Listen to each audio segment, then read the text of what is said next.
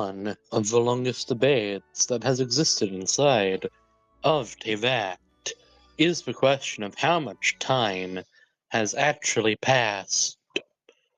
Has it been several years, or just 1 year? Some people question whether any time at all has passed throughout the game's story. Though that is a bit of an interesting phenomenon, when you recall one of the only reoccurring limited time events, Lantern Rite, a limited time event that takes place in Liyue Harbor every Chinese New Year. The characters themselves talk about one year having passed.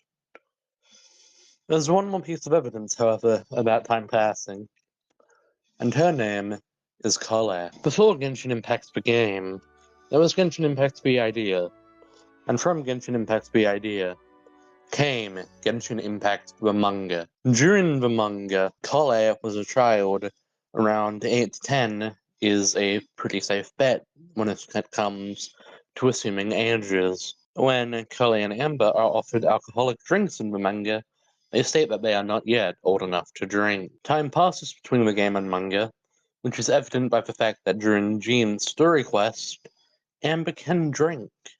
She is just a lightweight. Then, once we meet Cully again, she is no longer the same sad child, though she's still an emo.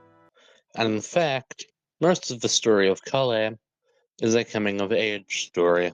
A coming-of-age story typically refers to a character maturing as they grow older, most commonly set in the final year of high school. At this point in time, Cully's primary story ends in the Alchemy quest, Truth Amongst the Pages of Piranha, where she gets rid of the god remains inside of her and becomes an official First Ranger. The girl that you meet in Sumeru Act 1 is not the same as the one you meet in Northgray Act 10, because time has passed, and time shapes all. Now that it has been established beyond reasonable doubt that time does in fact pass in Tevat, why do characters like Clea, Diurna, and Yao Yao remain looking as short as they do? There are several potential answers to this question.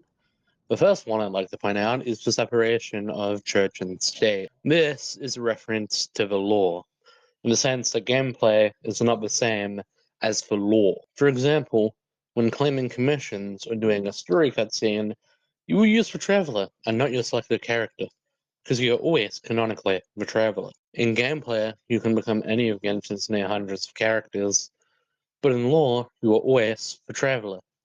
This is why they should stop being cowards and cursing playables, or at least have permanent injuries. Let's look at a lore reason for it now, which I meant I was stumped before I remembered the Inazuma Archon quest, during which the Fatui provided delusions to the forces of Watsumi Island. Delusions have serious side effects, such as advanced aging, going as far as to kill people. They are, in a sense, artificial visions. So then, if a delusion makes someone grow old, perhaps the vision maintains the wearer's age from when they first got it.